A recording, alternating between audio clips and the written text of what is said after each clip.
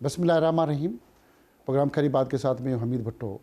आज मुल्क की एक ऐसी इंडस्ट्री की बात करेंगे जो इस मुल्क की सनत को बाकी सनतों की तरह चलाने में बड़ा अहम किरदार अदा करती है। वो है बिल्डिंग की दुनिया, बिल्डर्स। और बिल्डिंग की दुनिया के अंदर बहुत सारे शोबे वाबस्ता हैं जिससे बाकी मुल्क के सनतों का भी पहिया चलता है।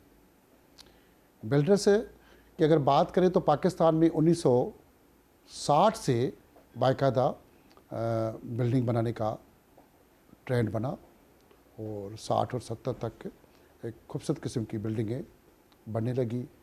और 1972 में बिल्डरों की तंजीम बनाने की तंजीम जो है एसोसिएशन ऑफ बिल्डर्स जो है वो बनी। आबाद के नाम से उनकी तंजीम हो। उनका मकसद था कि जो बिल्डर इस मुल्क के अंदर बिल्डिंगें बना रहे हैं उनको मुनज़्ज़म किया जाए, उनको आपस में इत्तेहाद किया जाए और जदीद तरीके से मुल्क के अंदर बिल्डिंगें बनाई जाए। आबाद का वजूद आया।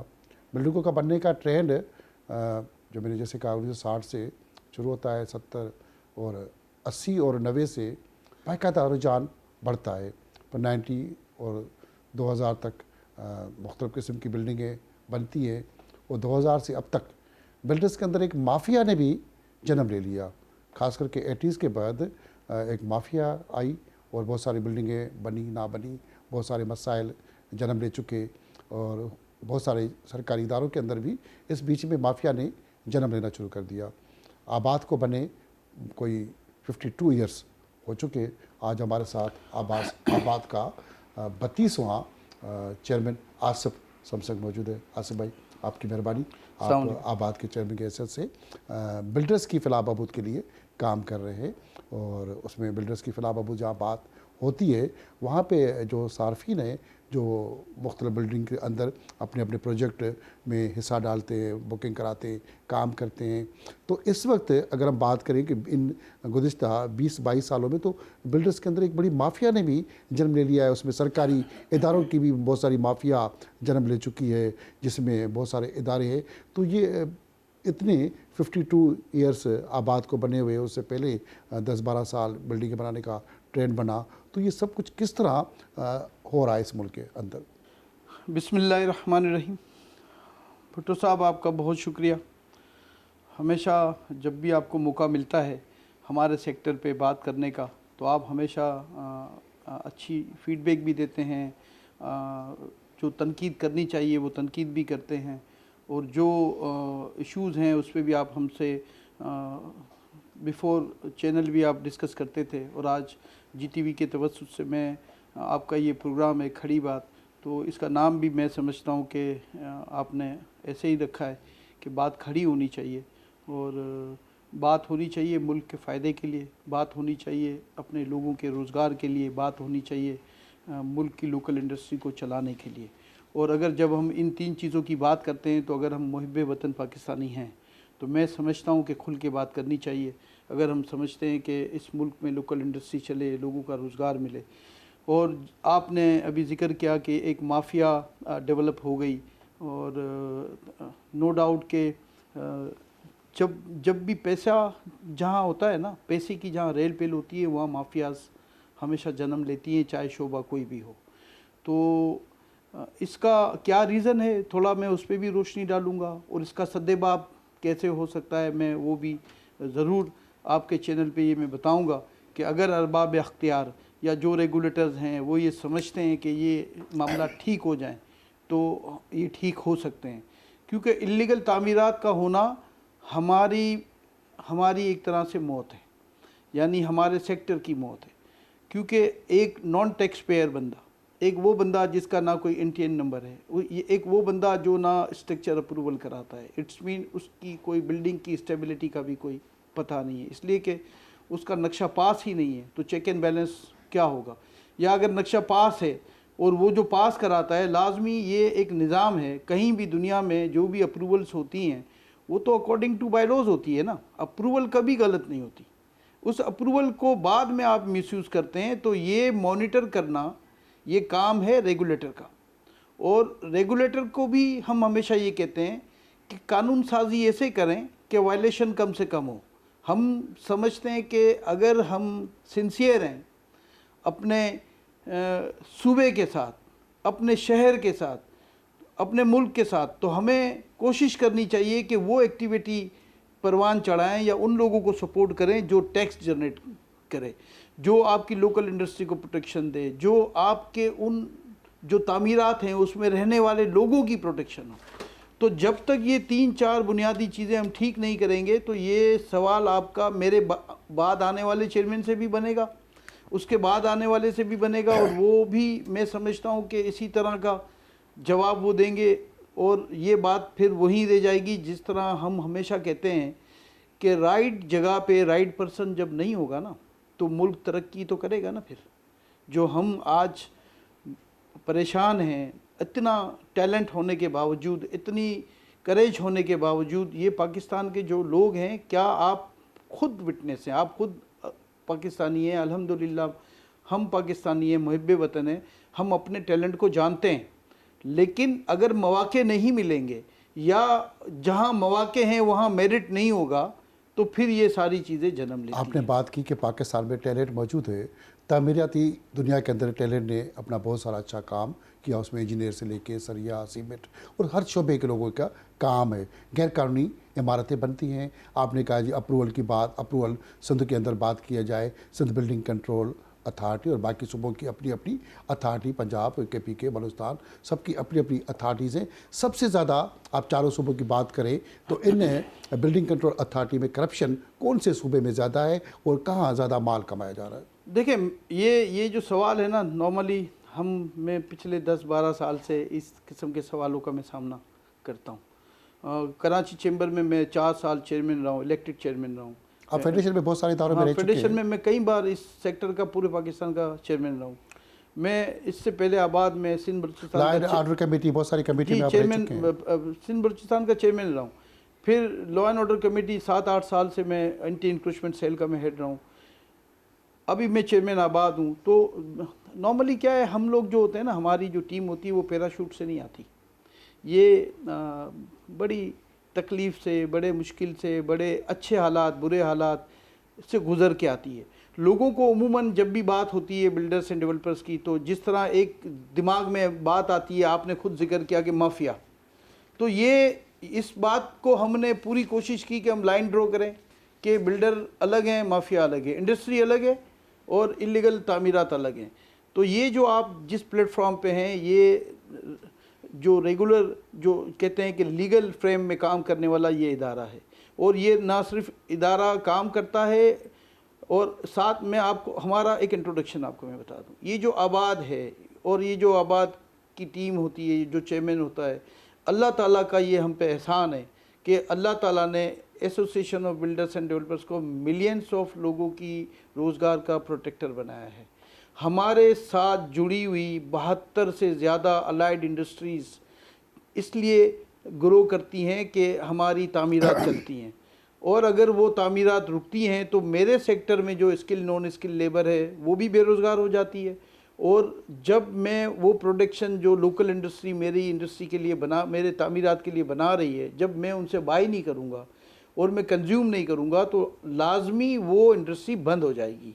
उस इंडस्ट्री के बंद होने का जो सबसे बड़ा नुकसान है वो ये है कि लोकली या जो हमारे सूबे या मुल्क में जो लोगों को रोज़गार मिलता है वो बेरोज़गार हो जाएंगे, और साथ साथ वो जो टैक्स आपको जो वो गुड्स बना रहे हैं वो ड्यूटी पेड गुड्स होती हैं, रॉ मटेरियल वो इंपोर्ट करते हैं या यहाँ से जो जनरेट करते हैं, तो उस पर जो टैक्सीज़ हैं, सूबाई टैक्सीज़ हैं, फेडरल टैक्सीज़ हैं, वो उन सारे टैक्सों से आप महरूम हो जाएंगे। इस बात से मैं मुत्तफिक हूँ। एक स्ट्रेंथ के हवाले से इसी की बात को मैं कंटिन्यू करता हूँ कि हमारी स्ट्रेंथ क्या है। हमसे पूछा जाता है अक्सर कि तुम लोग GDP में तुम्हारा टैक्स का रेशो क्या है, तो वो तो मैं बाद में आपको कभी बताऊंगा या इसी प्रोग्राम में आगे चल के मैं, लेकिन जो हमारी स्ट्रेंथ है वो ये है कि 1000 गज पे अगर हम according to building bylaws, Sindh building control authority के जो बायलॉज कहते हैं, उस पर मैं अगर कमर्शियल तामीरात करता हूँ तो 800 मिलियन का लोकल इंडस्ट्री से ड्यूटी पेड गुड्स खरीद के कंज्यूम कर जाता हूँ। और आप सोचें कि अगर 1000 गज जिसकी 75 फीट इंटू 120 फीट डायमेंशन है, उस पर हमारी ये स्ट्रेंथ है। तो पूरे मुल्क में जब ये चलता है तो आप सोचें कि इस इंडस्ट्री की स्ट्रेंथ क्या है। तो ये है हमारा इंट्रोडक्शन। और अगर हम उस किसी पॉलिसी पे हुकूमत की या कोई बिल्डिंग अथॉरिटीज़ की ऐसे इदारे की जिससे कि हमारे काम में रुकावट पैदा होती हो, जो हमारे लीगल जो प्रोजेक्ट्स हैं उनमें कोई परेशानी होती हो और वो रुकते हों, तो अगर हम एहतजाज ना करें तो वेरी नेक्स्ट डे इतना फास्ट रिएक्शन है कि चौरंगियों पे मज़दूरों की हज़ारों की तादाद में बेलचे कुदाले लेके लोग नज़र आते हैं आपको। ये है इसका फास्ट रिएक्शन। और जैसे मैंने आपको अपना एक इंट्रोडक्शन दिया, इस इंडस्ट्री का इंट्रोडक्शन दिया, आबाद का जो रोल है, आबाद सिंगल प्लेटफॉर्म है पाकिस्तान में, association of builders and developers, जो रेगुलेट करता है इन मामलात को। और शुरू चूँकि आपने इलीगल तामीरात से सवाल किया, तो सिंध में आज बायलॉज हैं या एक एसओपी है कि आप कोई भी तामीरात, कानूनी जो तामीरात हैं वो कर ही नहीं सकते अगर आप हमारे मेंबर नहीं हैं। आप सोचें कि अगर वो तामीरात कर रहा है और अगर वो हमारा मेंबर नहीं है तो यही इसके इलीगल होने के लिए काफ़ी है। वो तो बाद में वो छत डालेगा या वायलेशन करेगा, लेकिन यही काफ़ी है कि वो हमारा मेंबर नहीं है। बहुत आसान है इसको चेक करना। अब अगर कोई हमारा मेंबर है तो वी आर रिस्पॉन्सिबल कि अगर आप हमें लिखते हैं, कोई चीज़ करते हैं, तो हम उसको फॉलो अप देते हैं आपको। क्या जितने भी मेंबर्स हैं जी। कि वो करप्शन के पैसे नहीं देते, बगैर पैसों के क्या उनकी एनओसियाँ मिल जाती हैं? सिर्फ आबाद के जितने भी बिल्डर्स हैं वो बगैर सब इदारों को, जो स्टेक होल्डर है यहाँ पे, KDA, सिंध बिल्डिंग, रेलवे और बहुत सारे इदारे हैं, चाहे वो माहौलियात, वो मुफ्त में सब आबाद के एनओसी मिलती है। बाकी लोग जो अनलीगल है वही सिर्फ पैसे जमा करवाते हैं रिश्वत के। देखिए, ये आपने जो बात की, बहुत ऐसे मुझे लगता है कभी कि जब हम बात करें किसी चैनल पे बैठ के तो ये एक जोक लगता है हमें कि कैसे मुमकिन है कि कोई भी चीज़ बगैर पैसे के होती हो। तो ये हमारा तो खैर करप्शन का पैसा नहीं है, हमें अगर कोई अप्रूवल्स के लिए पैसे देने पड़ते हैं तो मैं ये ज़रूर बात करूँगा कि जो थोड़े टाइम पहले हालात थे वो हालात नहीं है और बहुत अच्छे बेहतरी की तरफ हैं। लेकिन कोई आप मुझसे ये सुने कि मैं आज आपको ये कोई बताऊं, अंडरटेकिंग दूं कि जी कुछ भी नहीं है, कोई पैसे नहीं देने पड़ते, इसके बगैर कोई काम चलता नहीं है। इसमें कोई, आप भी गवाह हैं। मैं अपने, आप क्यों बिल्डिंग कंट्रोल को ये हिट करते हैं? आप उठा लें जहाँ से चलना शुरू होंगे और जहाँ तक आखिरी महकमा किसी गवर्नमेंट का ख़त्म होता है उसमें अगर आप समझते हैं कि बगैर पैसे के कुछ होता है तो मेरा ये मानना है कि ये जोक होगा। कौन कौन से महकमों में बिल्डर्स पैसे देते हैं तब जाके एनओसियाँ मिलती है? क्योंकि कोई भी बिल्डिंग चाहे वो लीगल हो अनलीगल हो, वो पैसे दिए बगैर तो नामुमकिन है। तो कौन कौन से इदारे हैं, तो आप खुल के अगर बात करेंगे? नहीं तो मैं देखिए, नाम मेरी बात सुने। बात ये कि बीइंग अ चेयरमैन आबाद, हम आप कोई, तक शिकायत आती होंगी डेली? देखें, मैं हमारा काम है ना, हम लोग अवॉइड करते हैं, हम उंगलियां नहीं उठाते किसी पे। या जैसे दुबई लीक्स आ गई थी, दुबई लीक्स पे बहुत चैनल ने हमसे रब्ता किया कि ये 11 अरब डॉलर पाकिस्तानियों के। तो हमारा बड़ा वाज़े मौक़िफ़ था उसमें भी, इसमें भी मैं आपको कंटिन्यू करता हूँ जो आपका सवाल था। हमारा बड़ा वाज़े मौक़िफ़ था, जब आप इन्वेस्टमेंट को डराएंगे, हम रियलिस्टिक बात कर रहे हैं। हम ये, आपने क्या कानून लिखा है? कानून बनता है इंसान की भलाई के लिए। कोई भी कानून किसी भी मुल्क में, आइन बनता है, कानून बनता है, वो होता है इंसान को फ़ायदा पहुंचाने के लिए, आपके मुल्क को डिसिप्लिन के तहत चलाने के लिए, आपके मुल्क की इकनॉमी को ग्रो करने के लिए, आपके मुल्क के लोगों को खुशहाल करने के लिए बनता है कानून। कानून इसलिए नहीं बनता कि भुट्टो साहब को घर से नहीं निकलने देना, आसिफ समसम को घर से नहीं निकलने देना, या ये मीडिया को लॉक कर देना है, या किसी इंडस्ट्री को। कानून हमेशा इंसान की भलाई के लिए बनाया जाता है। हमारा ये मानना है कि अगर आप समझते हैं कि कानून में कोई ऐसी चीज़ है जो हिट कर रही है आपकी इकनॉमी को, आपके पाकिस्तान के माशी हालात को, तो आपको ओवरनाइट इसको ठीक करना चाहिए। हमारी ये सोच है। हम इस सोच के नहीं है कि जी वो देखेंगे, चलेगा, आगे जाएगा, तो ये इस तरह आप डिले करेंगे, अपनी मुल्क की मईशत को आप रोक रहे हैं। हमारा ये मानना है कि जब 11 मिलियन डॉलर आपको दुबई लीक्स के नज़र आए और उसके आगे जब आप देखेंगे तो ये 2022 तक का डेटा है। आपने 7E जिस दिन से लगाया ना, उस दिन से ये हमारा मानना है कि आपका ओवरसीज़ पाकिस्तानी का इन्वेस्टमेंट जो पाकिस्तान में आता था 40% हमारे सेक्टर में आता है, तो वो डाइवर्ट हो गया। क्योंकि इन्वेस्टमेंट जो है ना, दुनिया में वो कोई भी ज़बान बोलने वाला हो, कोई भी उसका फ्लैग हो, बहुत सादा सी बात है कि वो होती है बहुत डरपोक। आप दुबई लीग्स की बात करते हैं, कराची लीग्स क्यों नहीं लाते, सिंध लीग्स क्यों नहीं लाते, पाकिस्तान क्यों नहीं लीग्स मैं लाते? पहले और ये लीग्स की बात आप अक्सर मीटिंगों में करते रहते हैं, जाके मैं आला अख्तियारियों से बात भी करते हैं, नाम भी खुल के लेते हैं, मगर मैं आज वो नाम क्यों नहीं लेना चाहते आप? मैं थोड़ा सा डिफाइन कर दूं जहाँ से मैं, दुबई लीग्स जो है ना, आपको 11 अरब डॉलर की मिली है 2022 तक की। अगर आप आज 2024 का डेटा उठाएंगे ना तो ये बहुत ज़्यादा है इससे।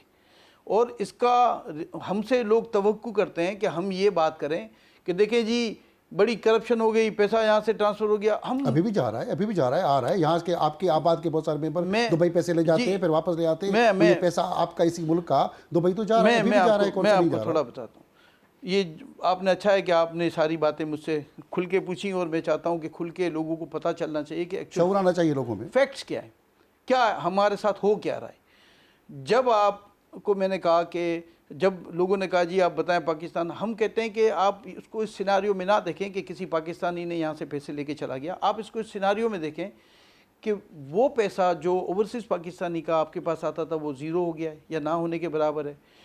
और वो पैसा, अब मैं आपको प्लस पाकिस्तान पे आ जाता हूँ, वो पैसा जो पाकिस्तान में, चूँकि ये जो हमारी इंडस्ट्री है ना ये इन्वेस्टर्स पे चलती है, और वो पैसा जो इन्वेस्टर्स हमें दिया करते थे या हम उनके बिहाफ पे ये जो प्रोजेक्ट किया करते थे या हमारे मेंबर्स अगर प्रोजेक्ट करते थे, तो वो पैसा डाइवर्ट हो गया।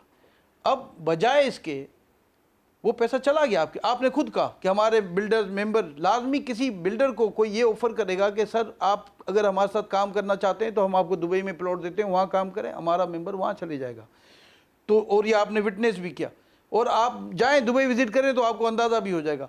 कहने की बात यह है कि देखें, आप जब डराएंगे ना इन्वेस्टमेंट को, और जब इन्वेस्टमेंट दुनिया में सबसे ज़्यादा कमज़ोर और सबसे ज़्यादा डरपोक होती है, और उसकी कोई बॉर्डर नहीं होती, ये जहाँ दो पैसे का फ़ायदा होगा वहाँ जाएगी, और जहाँ उसको सिक्योरिटी की थ्रेट्स नहीं होंगी या उसको आप पीसफुल इन्वायरमेंट देंगे, ये वहाँ जाती है। आपको हम काफ़ी टाइम से कह रहे हैं कि देखें ये जो आप इन्वायरमेंट क्रिएट कर रहे हैं कि ये ब्लैक मनी, एक तासुर है ना, ब्लैक मनी आ रही है, ये पार्किंग हो रही है, ये चंद लोग हैं जो आपको मिसगाइड करते हैं। कभी वो हमारे नुमाइंदे बनते हैं, कभी वो भरे इजलासों में कहते हैं कि एक्सपोर्टर चोर हैं, रियल इस्टेट वाले चोर हैं, रिटेलर चोर हैं। आपको देखना चाहिए उन लोगों को कि वो उनके पीछे मकासद क्या है। वो बज़ाहिर तो अपने आप को मुहिब्बे वतन पाकिस्तानी प्रमोट करते हैं, वो बज़ाहिर तो अपने आप को बड़ा पेट्राइट बना के प्रमोट करते हैं, लेकिन वो अपने मफाद के लिए कुछ भी कर सकते हैं ऐसे लोग। तो मैं हमेशा ये कहता हूँ कि आप रियल स्टेक हमारा है, हम हैं स्टेक होल्डर। आप जब बजट बन रहा था, जब भी हमने आपको लिखा, ये सारी चीज़ें मैं दुबई और ये पैसे की करप्शन की आपकी बात पे ही मैं कर रहा हूँ, तो उस वक्त भी हमने आपको निशानदेही की कि देखें बहुत थ्रेट है, लोग डाइवर्ट हो रहे हैं। सेविनी ने इतना नुकसान पहुंचाया कि कभी दुनिया में ऐसा नहीं होता कि किस आपकी कोई वो प्रॉपर्टी जो आपने अपनी बेटी, माँ, बहन के नाम पे इसलिए लिए कि भुट्टो साहब आज इस काबिल हैं कि कुछ चीज़ बना सकते हैं, लेकिन उनको ये भी पता है कि मौत, चूँकि हम मुसलमान हैं, अगला लम्हा ना मुझे आपका पता है ना मुझे मेरा पता है, तो हम ये प्रिपेयर हैं कि हम कम से कम एक इंसान होने के नाते क्या ऐसा करके जाएं कि मेरे बच्चे तालीम हासिल कर लेंगे, मेरी बेटियां शादी हो जाएगी। ये हम पाकिस्तानियों पे अल्लाह का एहसान है, हम जॉइंट फैमिली सिस्टम के लोग हैं। अगर घर का एक बंदा भी कमाने के लायक है ना, तो उसकी सोच ये होती है कि मैं अपनी माँ की प्रोटेक्शन के लिए, बहन की प्रोटेक्शन के लिए, अपनी बीवी की प्रोटेक्शन के लिए, बच्चों की प्रोटेक्शन के लिए, ये अल्लाह ने बिल्ट इन है, ये चिप्स हमारी बिल्ट इन है। इसको पॉजिटिव में वे में जाके फ़ायदा उठाने के बजाय हम इसको नुकसान पहुंचा रहे हैं, क्योंकि ये जो बिल्ट इन चिप्स है ना, ये भी फैसला करने में देर नहीं लगाती कि इसकी इन्वेस्टमेंट अगर यहाँ सिक्योर नहीं है तो वो डाइवर्ट हो जाती है। तो आपने वो जो डाइवर्जन हुई वो आपने दुबई और भी जो कंट्रीज़ हैं उनकी तरफ कर दी। और जहाँ तक आपने बात की कि और महकमों में करप्शन होती है, उन देखिए महकमों के हवाले से खुल के बात हाँ, करेंगे, कौन चोरी कर रहा है, कौन करप्शन कर रहा है, कौन माफिया है रियल इस्टेट की दुनिया में, इस पर खुल के बात करते हैं। मगर छोटी सी एक ब्रेक के बाद आसिफ समसंग हमारे साथ मौजूद है, चेयरमैन आबाद। रियल इस्टेट की दुनिया में कौन चोरी करता है, कौन माफिया है और कौन ज़्यादा करप्शन है, और ये सब कुछ मसाइल जो है आज रियल इस्टेट की दुनिया बहुत सारी डूब भी रही है, उसका ज़िम्मेवार कौन है। मगर छोटी सी ब्रेक के बाद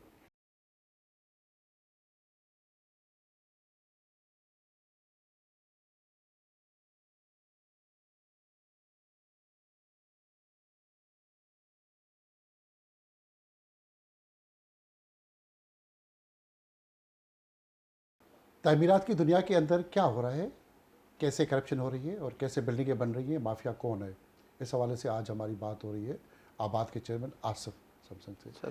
ब्रेक से पहले बहुत सारी माफियाज के हवाले से बातें खुल की हुई। अगर बात करें कराची की, कराची को जिस तरह बिल्डिंगें बन रही हैं, गैरकानूनी बिल्डिंगें बन रही हैं, और कराची को ईंटों का, पत्थरों का, सरिये का शहर बनाया जा रहा है, और ये सरिया सीमेंट ऊपर बढ़ता जा रहा है, शहर को फैलाया जाता है बड़ा, मगर यहाँ फैलाने के बजाय हम हाई राइज के ऊपर चले जा रहे हैं। लोगों के दिमाग भी हाई राइज बनते जा रहे हैं, एक अजीब किस्म की नफ्सिया नफ्सी बनती जा रही है। इसका जिम्मेवार आबाद है, बिल्डर है, या गैरकानूनी बिल्डिंग्स बनाने वाले हैं, जहाँ पैसा लेके माल कमा के अरबों रुपये मुख्तलिफ अफसरशाही है, वो इस शहर को पत्थरों का, सरियों का शहर बनाते जा रहे हैं। देखें, आबाद के जो मेंबर हैं वो तो रिस्ट्रिक्ट हैं, वो रिस्ट्रिक्ट हैं जो मास्टर प्लान कहता है, जो अकॉर्डिंग टू जो लॉ है, जो कानून पास है। अगर कोई बिल्डिंग बन रही है, आपने कहा वर्टिकल तामीरात हम कहते हैं, हाई राइज की जब आप बात कर रहे हैं, तो वो हम तो अकॉर्डिंग टू KBTPR और बायलॉज काम करते हैं। हमारा कोई मेंबर इससे हट के अप्रूवल ना लेता है, ना वो उस अप्रूवल की डिमांड करता है। मगर जो खराबी आ रही है, जो आपने जिस खराबी का जिक्र किया, आपने कहा करप्शन भी है, महकमे भी हैं। खराबी कहाँ पे है? जब आप देखिए, दो चीज़ें की निशानदेही में कर दूंगा। एक तो वो जो खराबी जिसका आपने कहा, क्योंकि आपको पता है कि पब्लिक सुनना भी चाहती है, लेकिन एक वो जो पब्लिक को नहीं पता, जो हम समझते हैं कि अगर वो ठीक हो जाए तो ये खराबी ख़त्म हो जाएगी। वो खराबी कैसे ख़त्म होगी कि अगर आप शहरों को एक्सटेंड, आपका इस सवाल का जवाब देता हूँ, एक्सटेंड नहीं करेंगे तो ये जो डाउनटाउन है उसमें वर्टिकल तामीरात और हाई राइज बढ़ती जाएगी। इसलिए बढ़ती जाएगी कि बिकॉज डिमांड एंड सप्लाई है। आप जिस जगह रहते हैं, आप जिस इलाके में रहते हैं, आपकी ख्वाहिश है कि जब आपके बच्चे बड़े हो जाएं, आपकी बेटी की शादी हो जाए, आप जब एक्सटेंड करते हैं 20 साल, 2 दिहाई 3 दिहाई, तो लाजमी नीड बढ़ जाती है, आपको घर की ज़रूरत है। तो पहली कोशिश आपकी होती है कि आप अपने इतराफ़ में ढूंढते हैं कि कहीं जहां आप रहते हैं, जहां आपका सर्कल है। लेकिन अगर वहां अवेलेबिलिटी नहीं होगी तो फिर आप जो है आपको जाना चाहिए। हम ये कहते हैं कि आपको स्कीम 33 जाना चाहिए, कराची की अगर बात करें स्कीम 45 जाना चाहिए। लेकिन आप इसलिए स्कीम 33, 45 जाना पसंद नहीं करेंगे कि आपको बहुत अच्छे तरीके से बीइंग एक सिविल शहरी या अच्छे शहरी कराची के आपको पता है कि वहाँ ना रोड है, इंफ्रास्ट्रक्चर है, ना यूटिलिटीज़ है, ना मदरसे हैं, मसाजिद है, स्कूल्स हैं, थाना है, यानी जो सिविक सेंटर्स होने चाहिए, जो फैसिलिटी है वो नहीं है। प्लान का हिस्सा है लेकिन नहीं है। तो मैं आपको ये बता दूं कि ये शिकायतें और ये बातें आप सुनते जाएंगे, इसलिए कि आप कितना भी रोकने की कोशिश करें, जब कीमत आपको मिलेगी ना, जब आपको इलीगल फ्लोर, आपको अगर कोई शहर में एक बंगले पे ग्राउंड +1 है, उस पर 2, 3, 4 जब बनेगा तो लाजमी उसकी कीमत जब आपको मिलेगी तो आपके लिए ये प्रॉफिटेबल होगा। और दुनिया में कहीं भी आप देखें ना, कस्टम का क्या उसूल है, आप जितनी मैक्सिमम ड्यूटी लगाएंगे स्मगलिंग इतनी ज़्यादा होगी। आप उसकी ड्यूटी का कम करेंगे, स्मगलिंग कम हो जाएगी, आपको जो नहीं मिल रही थी वो कुछ आपको मिलना शुरू हो जाएगी। बहुत सिंपल फार्मूला है। अगर पैसे की रेल पेल होगी, उसमें डिमांड ज़्यादा होगी, तो लाजमी बंदा, यानी आप अगर लेना चाहते हैं अपने बच्चे के लिए तो आपको इसलिए मजबूरी है कि इसके अलावा कोई हल नहीं है। आप अपने बच्चे को स्कीम 45, स्कीम 33 नहीं भेज सकते। लॉ एंड ऑर्डर का सबसे बड़ा इशू होता है, ट्रांसपोर्ट का, ट्रैफिक का, लॉ एंड ऑर्डर का। फिर जिस जगह 45 की आप बात करें, यहाँ पे ऐसा भी तो नहीं हुआ है कि जितनी बिल्डिंगें बनी उसमें बिल्डर से तो ये सिस्टम बनाया नहीं कि जी बिल्डिंगें बनाते जा रहे, रोड रास्ते बनाने नहीं, दरख्त सारे काट दिए, माहौलियात का सारा बिगाड़ कर दिया, इसका जिम्मेदार तो बिल्डर ही है फिर। जी, इसका जिम्मेदार बिल्डर कैसे है, मैं अब आपको थोड़ा सा एक्सप्लेन कर दूं। सरकार के एजेंसियों के बाकीदारों में तो पैसे जी, अच्छी बात, उसको तो माल कमाना है। जी देखें, ये जो जिन कानून का मैं जिक्र कर रहा था ना, और आपने कहा कि जी ये जंगल बन गया तो इसका रोड था, इसकी पानी की लाइन, जंगल भी अच्छा होता है, दरख्त होती है, ये तो दरख्त, पानी की लाइन, तो ईंटों और सरियों का जंगल। जी, पानी की लाइन होनी चाहिए, उसकी सीवरेज लाइन होनी चाहिए। सीवरेज लाइन 1 फुट की जा रही है, और जो अब आपने क्रिएट किया, जो बिल्डिंग्स बनाई, उसकी हम समझते हैं कि ये 2 फुट 3 फुट की होनी चाहिए। देखें, बहुत सादा सी बात है, हम कोई भी कन्वर्जन अकॉर्डिंग टू लॉ, जो कानून इजाज़त देता है, जब कन्वर्जन होती है, डिक्लेयर्ड 26 कमर्शियल रोड डिक्लेयर्ड हैं यहाँ पे, उस पर ये तामीरात की जाती हैं। तामीरात क्यों की जाती हैं कि जब अर्बन एरिया में जब आबादी बढ़ती है तो उसकी नीड को देखते हुए, कमर्शियल रिक्वायरमेंट को देखते हुए ये कन्वर्जन की परमिशन अकॉर्डिंग टू लॉ दी जाती है। और 1000 गज का, यानी 75 फुट का जिसका फ्रंट है, उस पर 80 लाख रुपए चालान पेड होता है। इसकी बेटरमेंट के लिए। यानी किस बात की बेटरमेंट के लिए कि इस प्लॉट के आगे जो भी इस पे लोड पड़ेगा, इसका जो सेवरेज का लोड पड़ेगा पानी, इसके लिए 80 लाख रुपए का चालान। 80 लाख की सहूलियत क्या मिलती है फिर लोगों को? ना गटर मिलता है, ये और फिर जवाब टावर दे गटर, मास्टर प्लान। वो फिर आप लोग मास्टर प्लान वालों के लिए आवाज हमेशा मीटिंग में थे, आप खुद उन कमेटियों के मेंबर भी रहे, तो मीटिंग फिर में क्या फिर वही पैसे वो खा जाते हैं? जी तो पैसे फिर क्यों देते हैं? देखिए हर मीटिंग में जब भी इस किस्म की कोई मीटिंग होती है, चाहे वो कमिश्नर साहब करें, चाहे वो मिनिस्टर साहब करें, इससे पहले भी जो मिनिस्टर थे निगरान हुकूमत में, उन्होंने एक कमेटीज़ भी बनाई और उन्होंने पाबंद किया कि ये जो इदारे हैं जिन्होंने पैसे लिए हैं वो एक तो उसका हिसाब बताएं, फिर जिस पर्पस के लिए लिए। देखिए आप, बहुत सादा सी बात है, आपने मुझसे गवर्नेंस है ना सिटी, ये जो मास्टर प्लान है, अगर आपने जिस मकसद के लिए वो पैसे नहीं लिए, वो पैसे वहाँ यूटिलाइज नहीं कर रहे, तो ना भुट्टो साहब, ना जीटीवी, ना कोई मीडिया, ना कोई बिल्डर, ना एसोसिएशन, हम कुछ भी नहीं कर सकते। हमारे हाथ बंधे हुए हैं, हम अथॉरिटी नहीं है। मैं हमेशा कहता हूं कि हम लॉ इन्फोर्समेंट एजेंसी नहीं है, हम कोई रेगुलेटर नहीं है जो जाके डंडा दें और ठीक कराएं लोगों को, चीज़ों को। हम तो नॉर्मली इस शहर में जिस मुश्किल में आज के माहौल में, एफबीआर के जो इस माहौल में, एफबीआर की भी बात मैं इसलिए कर रहा हूं कि एक इम्प्रेशन है कि एफबीआर ने गलत कर दिया। नॉर्मली एफबीआर इम्प्लीमेंटेशन अथॉरिटी है, उसका कभी कसूर ना था ना कभी आगे होगा, इसलिए कि उसको जो हुकूमत की पॉलिसी मिलती है वो उस पर काम करती है। तो अक्सर हमें कहते हैं कि जी ये टैक्स एफबीआर, मैं कहता हूं कि वो हमें बात हुकूमत से करनी चाहिए, ये बात हुकूमत को समझनी चाहिए। जब वो एसआरओज या पॉलिसीज या कानून साजी करेंगे तो एफबीआर आपके लिए इतना ही सॉफ्ट। एफबीआर की आपने बात की, तो अक्सर बिल्डिंगें बनती है, कैश में पैसे नहीं जाते हैं, कम रेट लिखे जाते हैं, टैक्स भी उसमें चोरी जाती है। तो क्या आबाद के बहुत सारे जो मेंबरान हैं उनके लिए क्या पॉलिसी बनाते हैं कि वो कैश में पैसे ना लें, जहाँ हर एक की अपनी मर्जी, जैसे चाहे दुकान चलाए, तो सिर्फ आबाद का मेंबर है तो उसी पर बिल्डिंग बनाता रहेगा, टैक्स तो चोरी हो रही है? नहीं, ये मुमकिन नहीं है। अब इसलिए मुमकिन नहीं है, मैं आपको बताऊं कि अब इस शहर में या पूरे मुल्क की बात कर लूँ, एफबीआर ने अपने वैल्यूएशन रेट दे दिए हैं। हम चाहें या ना चाहें, हमें उनकी वैल्यूएशन रेट को मैच करना है, और उसमें कहीं ये वैल्यू एक्चुअल वैल्यू से ज़्यादा है एफबीआर की, कहीं एक्चुअल वैल्यू से कम है, ये एवरेज हो सकता है। क्योंकि ये जो प्रॉपर्टी होती है ना, इसका आज अगर मैं समझता हूँ कि एक प्लॉट की वैल्यू 1 करोड़ है, तो कल वो 2 करोड़ भी हो सकती है, कल वो 80 लाख भी हो सकती है। अगर वहाँ हालात ख़राब हैं, उस शहर में रिसेशन है, लोग बेरोज़गार हैं, तो वो आधे में भी नहीं बिकेगा, जैसे आजकल के हालात हैं। आज जो हालात हैं पूरे मुल्क में प्रॉपर्टी के, ये सारा आप खुद भी विटनेस हैं, आप जाएं चेक करें कि डिफेंस में 3 साल पहले जो प्लॉट जितने का था आज वो उससे डबल हो गया, या उससे वो 30-35%, 40% कम हो गया।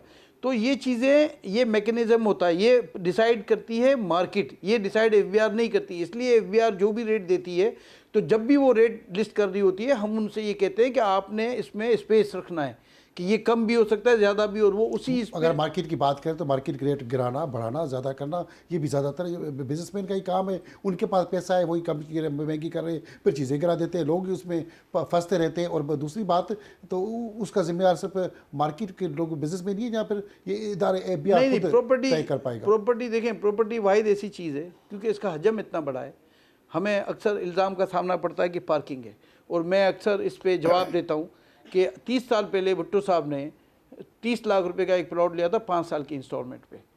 आप मुझे बताएं कि 30 साल पहले का जो वो रेट था 30 लाख रुपए का, आज आप 30 साल पहले अपने घर की वैल्यूएशन कर लें तो वो 5 करोड़ रुपए का होगा। अगर 30 लाख का लिया होगा, वो प्लॉट भी आज 30 के बजाय 5 का होगा। अब वो FATF में आपने डिक्लेयर कराई 3-4 साल पहले हमसे कि जो नहीं करेगा बेनामी होगा, तो लाजमी वो जो पाकिस्तान का कल्चर था, जो माँ के, बहन के, बीवी के नाम पे प्लॉट थे, आप डेटा देखें नादरा में जाके, वो उन्हीं के नाम पे मिलेंगे, और उनके आगे देखेंगे तो हाउस वाइफ लिखा होगा, ये उनके थे। वो डेटा आपने डिक्लेयर कराया, उस डेटा का आपने आज की एफबीआर वैल्यू से अमाउंट बनाया, अमाउंट बना के बहुत आसान टारगेट दिया एफबीआर को। एफबीआर ने नहीं किया, ये एफबीआर को ऊपर से टारगेट दिया उस वक्त के फाइनेंस मिनिस्टर ने कि ये जो अमाउंट आ रही है कि एफबीआर के रिकॉर्ड में ये जो FATF और जो भी डिक्लेयर्ड प्रॉपर्टीज़ हैं उनकी वैल्यूएशन आज के एफबीआर से कितनी है, उन्होंने जो फिगर दिया उस पर उन्होंने कह दिया जी टारगेट पूरा करना है, 1% टैक्स लगा दो रेंटल एग्जम्पशन के साथ।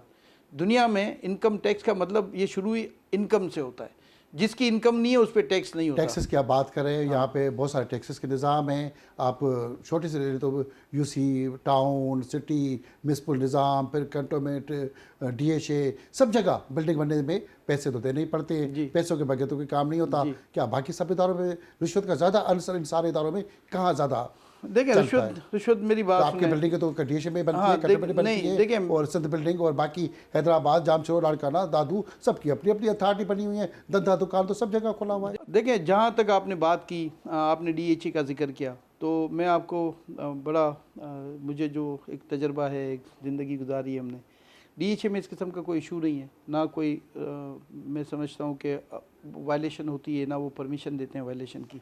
और जहाँ तक अप्रूवल्स का है या कोई पैसे चलने की बात है, हम समझते हैं कि हमारे पास कोई ऐसा ना वहाँ पे है, मैं भी समझता हूँ नहीं है, और ना ही कभी आपके मुताबिक डीएचए में, कंटोनमेंट में पैसे नहीं दी जाते। डीएचए की बात, और बाकी अगर सिंध बिल्डिंग और बाकी 7 development authority, Hyderabad development authority, बाकी अगर सिंध की बात करें, पंजाब की, तो वहाँ ज़्यादा है। फिर पैसे क्यों जाते और क्यों पैसे आप देते हैं? आप क्यों वहाँ पे बैठते भी हैं, मीटिंग होती है, डीएचए पैसे क्यों जा रहे हैं? हाँ, डीएचए का मामला तो मैंने आपको अभी ये थोड़ा क्लियर कर दूँ कि डीएचए में ऐसा नहीं है। हाँ, डीएचए में एक कंप्लेन है, वो है डिले। ठीक है, जो हम समझते हैं कि डीएचए वालों को भी सोचना चाहिए कि डिले जो है ना, वो इन्वेस्टमेंट की मौत होती है। इन्वेस्टमेंट जब आपकी होल्ड होती है ना, तो ये सारा कैलकुलेशन आउट हो जाती है, इसलिए डिले नहीं होना चाहिए। एक बात। जहाँ तक आपने बात की सिंध की तमाम शहरों की, तो मैं आपको एक बड़ी सादा सी मिसाल दे दूँ ठट्टा की। ठट्टा में जो अभी जो मामलात हैं, आपको पता है देह कोहिस्तान में सुप्रीम कोर्ट के ऑर्डर हैं, क्योंकि इन्होंने कहा था कि 2012 तक का रिकॉर्ड जल गया है, और सुप्रीम कोर्ट के ऑर्डर हैं कि जी इसको रीराइट करें रिकॉर्ड को। और अकॉर्डिंगली जो ऑर्डर्स हैं, जिसमें वो एक अखबार में इश्तिहार भी आता है, खुली कचहरी भी होती है, तमाम चीज़ें वेरीफाइड हो जाती हैं, और वेरीफाइड होने के बाद वो जो पहले 2-2.5 साल से वो काम नहीं करते, और वो कहते हैं पर एकड़ अगर पैसे हमें मिलेंगे तो हम काम करेंगे। आज का भी जो डीसी है, आज जो मौजूदा डीसी है, उसका भी रवैया बिल्कुल यही है। और जब हम उनसे कहते हैं कि क्या मामला है, तो वो ये कहते हैं कि जी वो 1959 के रजिस्टर्ड निकालते हैं और कहते हैं इसमें ओवरलैपिंग वो की होती है रेड पेन से। उनके कुछ सबूत भी, प्रूफ भी मेरे पास हैं, और वो रेड पेन से ओवरलैपिंग करके कहते हैं जी ये खाता तो ट्रांसफ़र हो गया था, ये खाता इस काबिल नहीं है कि हम इसको रीराइट करें। तो मुझे ये समझ नहीं आई कि अगर पैसे देंगे तो ये फिर कैसे रीराइट हो जाएगा। तो ये रीराइट का हज़ारों एकड़ ज़मीन का मामला है। आपको खुद भी, मीडिया को भी फोकस करना चाहिए, बल्कि ठट्टा की तरफ आपको मीडिया के रुख करने चाहिए, जहाँ हज़ारों एकड़ ज़मीन 1959 वो सारे रजिस्टर्ड बकौल डीसी जो आज मौजूद है, वो हमें कहता है कि वो सारा रिकॉर्ड हमारे पास मौजूद है। तो जब वो रिकॉर्ड मौजूद है, तो सुप्रीम कोर्ट में जो उन्होंने जमा कराया कि जी रिकॉर्ड जल गया है, तो वो फिर बात सही है या ये रिकॉर्ड सही है। और अगर ये रिकॉर्ड सही है, तो हम नॉर्मली हमारे मेंबर्स का हमारा क्या एक तरीक़ेकार है कि अगर किसी से कोई प्रोजेक्ट करने के लिए, चूँकि हम तो पूरे पाकिस्तान में काम करते हैं, अगर हम ज़मीन ख़रीदते हैं तो हम तो इस शर्त पे ज़मीन खरीदते हैं कि तमाम चीज़ें अगर आपकी ठीक हैं, उस एग्रीमेंट में लिखा होता है कि हम जो आपसे ज़मीन ले रहे हैं उसका खाता भी ठीक होना चाहिए, उसका पोजीशन भी ठीक होना चाहिए, उसकी लोकेशन भी ठीक होना चाहिए।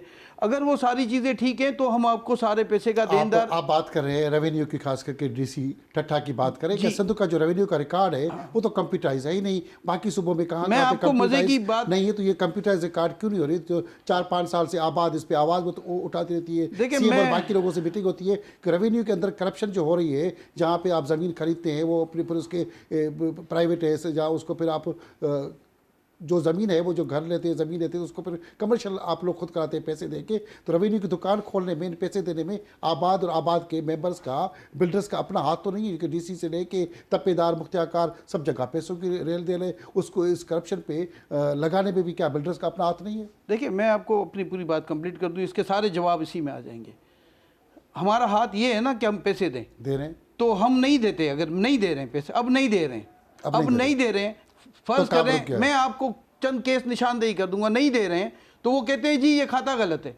अगर मैं पैसे दूं तो खाता ठीक है। तो मुझे ये पूछना है अरबाब अख्तियार से, और मैं चाहता हूं सुप्रीम कोर्ट से भी कि वो नोटिस ले इस बात का कि 2012 का उन्होंने डेटा उन्होंने बताया आपको कि जी रिकॉर्ड जल गया और सुप्रीम कोर्ट के ऑर्डर्स हैं कि तमाम रिकॉर्ड को रीराइट किया जाए अकॉर्डिंगली, जिनका जो चीज़ है उसको आप इंटैक्ट रखें और उसको प्रोटेक्शन दें।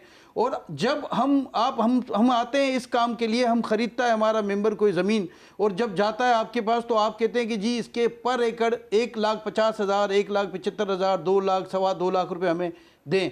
किस बात के हमें दें ये हमें समझ नहीं आती। जब हमने ज़मीन हमारे मेंबर ने इस शर्त पे लिए कि अगर ये सही है तो हमारी, अगर गलत है तो इसको लिख दें गलत है, आपको लिखने में क्या है। लेकिन आप जब लिखते हुए 1959 का रजिस्टर निकालेंगे तो मैं कहता हूं, या मैं as a being a chairman आबाद कह रहा हूं कि क्या हम, कोई सुनने वाला नहीं है इस मुल्क में, कोई पूछने वाला नहीं है इनसे कि अगर एक चेयरमैन उनको कई बार लिख चुका है और कह चुका है। आपसे तप्पेदार मुख्तियार का डीसी भी ताकतवर है इन सारी सर डीसी की तो कोई बात ही नहीं है, एक रीडर है वहां पे, वो भी ताकतवर है। वो इतना ताकतवर है कि वो जब चाहता है, जिसका चाहता है काम करता है, जिसका चाहता है नहीं करता। आप सोचें कि जब हम ये कह रहे हैं कि हमारा इस जमीन का लेना, इस आवाज आप सीएम, गवर्नर, वजीर आजम सर मैं आपके चैनल पे कह रहा हूं ना, तप्पेदार मुख्तियार का डीसी ताकतवर आपने है। कहा था ना खड़ी बात है, खुल के कहना है। मैं खड़ी बात आपको ये लाइव ये मैटर आपको बता रहा हूं कि 2012 तक का रिकॉर्ड इन्होंने ठट्ठा में देह कोहिस्तान का जलाने का उन्होंने जमा कराया, और आज जब हम काम कराने जाते हैं, और हम तो इस शर्त पे हम तो बात कर रहे हैं कि अगर गलत है तो उसको गलत लिखें, सही है तो उसको सही लिखें, लेकिन पैसे लेने के लिए किसी के रिकॉर्ड को टेम्पर ना करें और उसको ओवरलैपिंग ना करें। या तो जाएं दोबारा सुप्रीम कोर्ट में और बताएं सारा रिकॉर्ड आपके पास है, और उस रिकॉर्ड की बुनियाद पे काम होना चाहिए। एक तरफ सुप्रीम कोर्ट को कहते हैं रिकॉर्ड जल गया है, हम नया ठट्ठे की बात की है, जामचोर, हैदराबाद, बाकी इलाकों मीरपुर खास, सक्खर, सांगड़ में भी इस तरह के वाकयात बहुत सारे, और जामचोर की बात की तो बहुत सारे ताकतवर अफसर भी बैठे रहे, और पूरी आपकी नूरियाबाद से लेके बैरिया से आगे पूरी ज़मीन गरीबों के गाँव लेके कब्जा करके वो बेच भी दिए, बिल्डर आप जैसे के मेंबरों ने लेके खरीद के, बड़ी प्रमोशन चल रही है, सारा कब्जा हो गया, गरीबों के गाँव निकल गए। तो इसके पीछे तो आपके मेंबर्स भी शामिल है, इस माफिया के साथ मिले हुए उन अफसरों के साथ, तो आपके मेंबर्स माफिया खुद भी तो बने ना करप्शन में। देखिए जामशोरो तो आपको पता है पूरी दुनिया में इस वक्त मशहूर है, यानी अगर कहीं पे भी स्कैम की बात की जाए तो इससे बड़ा स्कैम, जामशोरो से बड़ा स्कैम मैं समझता हूँ कि कहीं भी नहीं हुआ। और वहाँ पे मैं समझता हूँ कि जो अफसरान बैठे थे वो आज भी 20% के पार्टनर हैं तमाम प्रोजेक्ट्स के अंदर, जो हम सुनने में हमें आता है। तो ये तो आप छोड़ दें कि आपके साथ जामशोरो में क्या हुआ, किस तरह थ्रेट्स हुए, किस तरह लोगों को डराया गया, किस तरह डिस्पोजिस किया गया, किस तरह रिकॉर्ड टेम्पर हुए, वो सारे आप अगर चाहें तो एक बड़ा कमीशन बनाएं, सुप्रीम कोर्ट को कहें कि वो कमीशन बनाएं और सारी 15-20 साल का रिकॉर्ड अगर उठाएं तो उनको आइडिया हो जाएगा कि वहाँ पे क्या हुआ और क्या क्या चीज़ें फेस की। और जब आप अब ये बात कर रहे हैं कि क्यों पैसे देते हैं, तो अगर हम पैसे ना दें, मैं चेयरमैन नहीं काम करा सक रहा हूँ, मैं जायज़ काम अपना नहीं कर सक रहा हूँ, अगर चेयरमैन नहीं कर सक रहा तो मेंबर बेचारा क्या उसकी वर्थ है। क्या आप उंगली उठाना बहुत आसान है मेंबर पे, लेकिन अगर वो काम ही ना करें, वो एक फॉरवर्डिंग के 8-8 लाख रुपए एकड़ मांगे, 6-6 लाख रुपए एकड़ मांगे, 2-2 लाख रुपए एकड़ मांगे, कौन कौन से दायरे मांगते हैं? मैं आपको उन्हीं रेवेन्यू डीसीज की मैं बता रहा हूँ। तो आप मुझे बताएं कि फिर किस की दीवार के अलग पैसे, एनओसी के अलग पैसे, उसके पैसे अलग अलग किस खाते में पैसे देते हैं? मैं ना मासूम हूं ना आप, हम बहुत आसान है, कोई भी एक आप उठाएं केस, जाके आप करा के बता दें। आप कोर्टों में क्यों नहीं जाते? आप अदलिया की बात बार बार करें कि अदालत नोटिस ले, अदालत नोटिस ले, तो अदालत में क्या आप वकील, आपके पास कमेटी भी है, सब कुछ है, तो अदालत में आबाद क्यों नहीं जाती बिल्डर्स की तरफ से? क्या आबाद के खुद मेंबर, खुद सारे बिल्डर एक दूसरे पे कब्जा करने, अगर हम यहाँ से गडाब से आगे बात करें तो हर ज़मीन पे एक बिल्डर के ऊपर दूसरा बिल्डर कब्जा करके उससे ज़मीन लेता है, और एक कब्जा माफिया के साथ भी बहुत सारे बिल्डर मुलविस है, तो उसमें फिर आबाद का क्या एक्शन होता है? देखिए आपको मैं देखिए, हम लोग हैं रियलिस्टिक, हम ग्राउंड पे काम करने वाले लोग हैं। हमारे पास 2 ऑप्शन हैं, हम या तो काम करा लें जैसे चल रहा है निज़ाम, या फिर हमें क्या ज़रूरत है कि हम 20 साल के लिए अपने उस ज़मीन को, अपने उस प्रोजेक्ट को अदालत में जाके उसको लटकाएं। हम छोड़ देते हैं काम, हम चले जाते हैं पाकिस्तान से। हमें क्या ज़रूरत है? इन्वेस्टमेंट है ना, इन्वेस्टमेंट जहाँ भी करेंगे 2 पैसे मिलेंगे। हम कोई इनकलाबी रहनुमा नहीं है, हमारा कोई सियासी एजेंडा नहीं है। मैं देखें, बहुत वसूख से मैं कहता हूँ, ये आपका जो सीएम सिंध है, इसने जब भी हमने कोई लिखा, कोई बात की, उसने रिप्लाई किया है। मैं ईमानदारी से इसलिए ये बात कह रहा हूँ कि जो सच है वो सच है। जब भी हमने उनसे कोई बात की, जब भी हमने उनको लेटर लिखा, जब भी हमने कोई चीज़ की निशानदेही की, उन्होंने हमेशा उसको रिप्लाई भी किया, एक्शन भी किया। और मैं समझता हूँ कि इनका एक सोच भी अच्छी है। जैसे हम हमेशा बिलावल साहब के लिए भी कहते हैं कि जो एक नई आने वाली हमारी जो टीम है सिंध की, मैं जब बात करता हूँ तो उनका भी हमें आइडिया है कि उनकी भी बहुत सोच अच्छी है, उनका भी विजन अच्छा है। लाजमी एक उनका बैकग्राउंड है, ये सारी चीज़ें अच्छी हैं। लेकिन लेकिन हमें हमें कोई शौक़ नहीं है पॉइंट स्कोरिंग करने का। हमें कोई शौक़ नहीं है कि हम कोई अपना कोई नाम ऊंचा करें। हमें बहुत आसान बात यह है कि हम आपको बताया कि मिलियंस ऑफ जॉब हैं, पाकिस्तान की इकनॉमी है, पाकिस्तान से मोहब्बत है, इसलिए हम आज यहाँ हैं। अगर इस तरह से हमें थ्रेट करेंगे कि हमारे ऊपर आप खाता लगाएंगे 1959 का और बाकी को रीराइट करेंगे सुप्रीम कोर्ट के 2012 में जो आपने रिकॉर्ड पेश किया कि जल गया उसके हिसाब से, और जो पैसे देगा वो 2012 के ऑर्डर से जाएगा, जो पैसे नहीं देगा वो टेम्पर्ड किया हुआ ओवरलैपिंग किए हुए अकाउंट को वो फेस करेगा। तो ये मैं आपके सामने कर रहा हूँ ना निशानदेही कि अगर वो ये चीज़ें कर रहे हैं और आपके सामने हो रहा है, आपकी आंखों के सामने हो रहा है, आज के दिन में हो रहा है। आज हम डीसी को फ़ोन करते हैं, पूछते हैं कि भाई आप जवाब दो, अगर आप गलत किया है तो आप देखिए कानून सबके लिए एक है ना। इस कानून साजी की रिश्वत के हवाले से, आपकी मीटिंग के हवाले, बिलावल सीएम के हवाले से कि आप उनकी मीटिंगें भी करते हैं, फिर पैसों की बात करते हैं नहीं करते, मगर ये बात हम छोटी सी ब्रेक के बाद करेंगे। आसिफ समसंग आबाद के चेयरमैन हमारे साथ मौजूद हैं। सिंध में या पूरे पाकिस्तान के अंदर चारों सूबों के अंदर जो रियल एस्टेट की दुनिया में काम हो रहा है, जहाँ उसके नाम पे जो माफिया, जहाँ सरकार जो कुछ कर रही है उस पर खुल के बात हो रही है, मगर छोटी सी ब्रेक के बाद।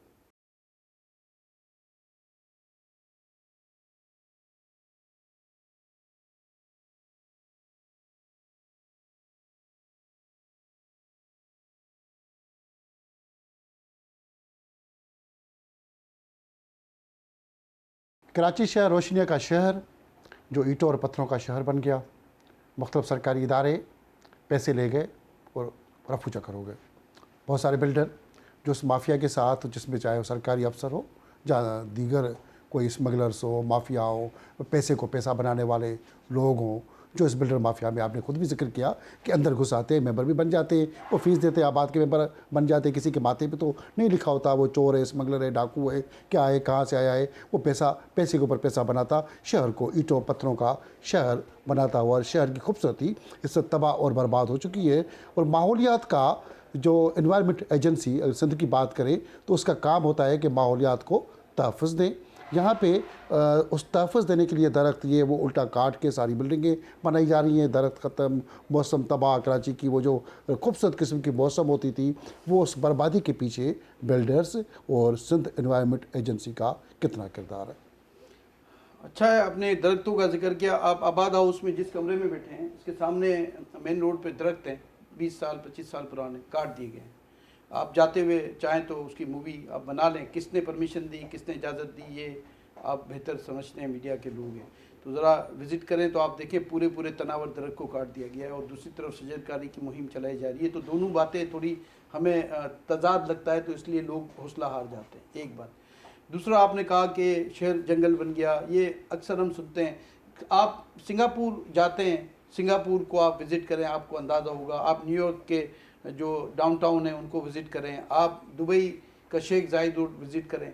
बेसिकली वर्टिकल तामीरात कभी ना एनवायरनमेंट ख़राब करती है ना शहर को ख़राब करती है। ख़राबी वहाँ से शुरू होती है जब आप जिस काम के लिए जो पैसे आपको मिलते हैं, जो इंफ्रास्ट्रक्चर डेवलप करने के लिए आपको पैसे मिलते हैं, जो कन्वर्जन के नाम पे आप लोगों से लेते हैं, फिर नक्शे पास करने के नाम पे, फिर बेटरमेंट चार्जेस के नाम पे, तो बजाय इसके कि हम वो चीज़ बताएं कि जो हो नहीं रही, जो कर नहीं रहा, और उसके बजाय हम ये कहें कि जंगल क्यों सिंगापुर क्या आप समझते हैं कि माहौलियात का डिपार्टमेंट जो एनओसी देता है बिल्डिंग बनाने की, वो करप्शन नहीं करता, पैसे नहीं देता, बगैर एनओसी के सब कुछ बिल्डिंगें बन रही हैं, जो सिस्टम बिगड़ा हुआ है इस वक्त बिल्डिंगों का? देखिए, मैं आपको, जिस हम मुल्क में रहते हैं, जिस माशरे में रहते हैं, जिस शहर में रहते हैं, मैंने आपको बहुत सादा सी बात कही कि बगैर पैसे के कहीं भी कोई काम नहीं होता। ठीक है, DHA का मैंने आपको इसलिए कितने कहा, पैसे होते हैं, लाखों में, करोड़ों में, अरबों में, डिपेंड आपका क्या काम है। लेकिन एक बात मैं आपको थोड़ा सा पॉजिटिव वे में बात करना चाहता हूँ। देखिए, ये एक माशरे का नासूर जो है वो तो इस माशरे में सरायत कर गया है ना। हमें जब आप हिट करते हैं, या आपने अभी कहा कि हमारे कुछ मेंबर हैं जो ज़मीन लेते हैं फिर वो दूसरे के लिए, मेरे भाई आप मुझे बताएं कि मैंने आपको एक एग्जांपल, एक चेयरमैन होने के नाते ठट्टा की दी। मैंने बहुत कोशिश की, मैंने DC को भी कहा, लेकिन अगर हम नहीं कर सकते कुछ, इतना मजबूत हैं ये लोग, इतने मजबूत हैं ये लोग कि आप अगर पैसे नहीं देंगे तो इतने मजबूत है कि एक डीजी 10-15 साल से बैठा है, कोई मिनिस्टर कोई सेक्रेटरी उसको हटा ही नहीं सकता मामूलियात के डिपार्टमेंट से, वो पैसे आप लोग देते हैं। अगर फिर आप बात कर रहे हैं कि जी वो मजबूत है, आप बिलावल भुट्टो से भी मिल रहे हैं, पार्टी के पार्टी के चेयरमैन से, सीएम से, गवर्नर से, सदर वजीर, सब जगह, और हमारे बाकी इदारों से मुलाकात होती है, क्या वहाँ पर आप बात ही नहीं करते, आवाज़ उठाते कि हम करप्शन पैसे दे दे के आबाद और हम लोगों के पैसे जेबों से निकाल के वही फिर आप करप्शन पैसे देते हैं, तो फिर वहाँ अपनी आवाज़ आपकी क्यों नहीं गायब हो जाती है? साहब एक बात बताऊँ, देखें सारे इदारे सबको सब कुछ पता है। ये अगर कोई मेरे मुंह से सुनना चाहता है तो ये एक ऐसा है कि वो जो आवाज़ उठाने वाले हैं जिन्होंने वोकल होकर बात की, एक बंदे का सिर्फ आप इजाफा करेंगे, इससे ज़्यादा आपका कोई पॉइंट स्कोरिंग नहीं होगी। आप जो बातें कर रहे हैं, मैं आपको ऑनेस्टली एक बात बता दूं, इस साल मैं चेयरमैन आबाद जब इस साल हूँ, इससे पहले भी मैंने आपको बताया कि ये चीज़ें हम जानते हैं ग्राउंड से, हम क्योंकि पैराशूट, हमारे चेयरमैन पैराशूट से नहीं आते, हम लोग बड़े ग्राउंड पे काम करके आते हैं। तो ये जो आपने कहा ना कि इस साल का मैं आपको जिक्र कर दूं कि जब पीडीएम गवर्नमेंट थी, फिर निगरान हुकूमत आई, फिर एक और गवर्नमेंट आई, तो ये वाहिद टेन्योर था कि इस टेन्योर में मुझे 3 ये सारे निज़ाम को फेस करना पड़ा। और मैं आपको बड़े, देखें बात खड़ी है तो खड़ी बात इसलिए कर रहा हूँ कि इदारों ने बहुत सपोर्ट किया हमें। आप मतलब मुझे नहीं, मेरी एक्सपेक्टेशन से बहुत ज़्यादा इदारों ने इतना सपोर्ट किया मुझे और हमारे इंडस्ट्री को, हमारी मईशत को। किस वजह से? कि रोज़गार चले। जब भी कहीं बात होती है, जब भी कहीं बुलाया जाता है, जब भी कोई पूछा जाता है, तो उनका एक वो होता है कि जो गोल होता है या जो फोकस होता है, वो ये चाहते हैं कि ये चले, कारोबार चले, मईशत चले, कारोबार चले, मईशत चले। आप यकीन करें कि हमने भी बड़ा पॉजिटिव इन चीज़ों को लिया और कोशिश की। निगरान हुकूमत में आपने भी ज़मीनों की कंप्यूटराइज की बात की। यूनुस डागा साहब जब रेवेन्यू के मिनिस्टर थे तो उन्होंने वो सारी, इधर ही आबाद में एक कमरा है जहाँ उन्होंने पोर्टल का इफ्तिताह किया और उसमें ये एप्लीकेशन ऑन की कि आप जो भी म्यूटेशन है, चीज़ें हैं, आप उस पर आप डाल दें, ऑनलाइन डाल दें, आपको ऑनलाइन आपको रिप्लाई मिलेगा, इतने दिन में नहीं मिलेगा। निगरान में करप्शन बंद हो गई थी या करप्शन का रेट डबल हो गए थे? सुनिए दोस्त, उस ज़माने में तो ऐसा नहीं था। मैं कम हो गया, कम पैसे दिए। जो मेरी नॉलेज है, उस ज़माने में ये चीज़ें ख़त्म, ऑलमोस्ट ख़त्म हो गई थी। रेवेन्यू की मैं बात कर रहा हूँ। लेकिन आपको मैं एक सवाल छोड़ के जाता हूँ कि आप वो सारी तकरीर निकाल लें, वो सारे नोटिफिकेशंस निकाल लें जो यूनुस डागा साहब ने किए, वो सारी इंक्वायरीज निकाल लें जो उन्होंने लैंड के हवाले से की, सब गायब हो गई। तो क्यों गायब हो गई? आप आए ना, आप मीडिया, मैं तो एक एसोसिएशन को रिप्रेजेंट करता हूं जिसमें मेरे हाथ भी बंधे हुए हैं, मेरे पास अथॉरिटी भी नहीं है, मैं रेगुलेटर भी नहीं हूं। आपके कैसे हाथ बंधे हुए? हजारों मेंबर आपके साथ हैं, इतनी बड़ी टीम है, देखिए सब सरमाएदार, पैसे वाले, इतनी बड़ी सब बिल्डर, शहर तो बना रहे हैं, लोगों से पैसा, ये सब बनाने वाले भी लोगों के पैसों पे, लोगों का ही पैसा, फिर करप्शन भी क्यों दे रहे लोगों को? सस्ती चीज मिलने के बजाय महंगी मिलती जा रही है, सिर्फ करप्शन के ऊपर करप्शन। हमारा अख्तियार क्या है मैं आपको बता देता हूँ, आज ये भी क्लियर कर देता हूँ। जो हमसे लोग तवक्कुर रखते हैं, उम्मीद रखते हैं, मेरा एक ये बड़ी हिम्मत है कि मैं बात करता हूँ और मैं आपके चैनल पे मैं ये बात करता हूँ कि मैं, अल्लाह का शुक्र है, हम अल्लाह के अलावा किसी से नहीं डरते। हम जब यहाँ पहले दिन चार्ज लेते हैं किसी भी पोस्ट पे, तो हम ये समझते हैं हम अल्लाह को जवाब दें। गलतियाँ सबसे होती हैं, मुझसे भी होती होंगी, मेरे लोगों से भी होती होंगी और आम जो इदारे हैं उनसे भी होती हैं। लेकिन हर जगह मैं आपको एक बात बहुत क्लियर बता दूँ कि तजर्बा मैं आपको बताता हूँ, हर जगह अच्छे बुरे लोग होते हैं, कभी इदारे गलत नहीं होते। जब आप बिल्डिंग कंट्रोल की बात करें, बिल्डिंग कंट्रोल इदारा गलत नहीं है। आप बात करें मलीर की, आप बात करें, वहाँ कौन पावरफुल है? बिल्डिंग कंट्रोल की अथॉरिटी की बात की, अक्सर आप लोग जाते हैं डीजी की, सेक्रेटरी की तो तारीफ करते फिरते हैं, उनके गीत गाते हैं, उनकी वाह वाह में शान में कसीदे भी पढ़ते रहते हैं। फिर चोर कौन है उधर, करप्शन कौन करते हैं? उनकी निशानदेही पर आप उनके सामने भी करते हैं, पैसा भी देते हैं, अरबों रुपये जा रहा है, मैंने कौन जिम्मेवार है? देखिए वहाँ कौन जिम्मेवार है? देखिए, पहली बात तो ये कि हमारा ये काम ही नहीं है कि हम डीजी की मुखालफत करें या हिमायत करें, ये हमारा ना डोमेन है, ना हम करते हैं। हम डीजी का काम, जब भी आप जैसे इल्लीगल तामीरात की बात करते हैं, मैं हमेशा नाराज़ नहीं होता हूँ, लेकिन मोहब्बत से मैं कहता हूँ जो भी मुझसे बात करता है कि ये उससे करें जिसकी जिम्मेदारी है। ये आप गलत बंदे से सवाल कर रहे हैं, राइट पर्सन मैं नहीं हूँ, इसलिए कि मेरी ना अथॉरिटी है, ना मेरी हुक्म चलता है, ना मेरी हुकूमत चलती है। इससे पहले एक सिस्टम था जो आप समझते थे कि जो 2 साल 2 साल पहले बड़े बड़े धरले से वो काम करता था कि सारे बड़े बड़े ऑफिस जो हैं वो ठेके पे चले जाते थे। लेकिन आपने सिस्टम की बात की तो हर डिस्ट्रिक्ट किसी न किसी को ठेके पे अब भी दिया हुआ है, पहले भी दिया हुआ है, फिला नाम, कभी कौन मुख्तलिफ कास्ट के नाम से सिस्टम तो अभी भी चल रहा है। तो उस सिस्टम को अभी भी उसके बगैर, पैसे के बगैर तो काम हो ही नहीं सकता, कोई बिल्डिंग बन नहीं सकती। तो खुल के क्यों नहीं नाम लेते उन सिस्टम के सर तरफ? हम ये कोई देखें, उन ये इदारों से भी ताकतवर वो सिस्टम है, वो लोग हैं, प्राइवेट लोग हैं, देखिए सबके मेरी ठेके मेरी पे बात लगे सुने, हुए हैं। मैं तो अपने टेन्योर की बात करता हूँ। मेरे टेन्योर में बिल्डिंग कंट्रोल की अगर बात कर लें तो कोई सिस्टम आज तक नहीं है, ठीक है।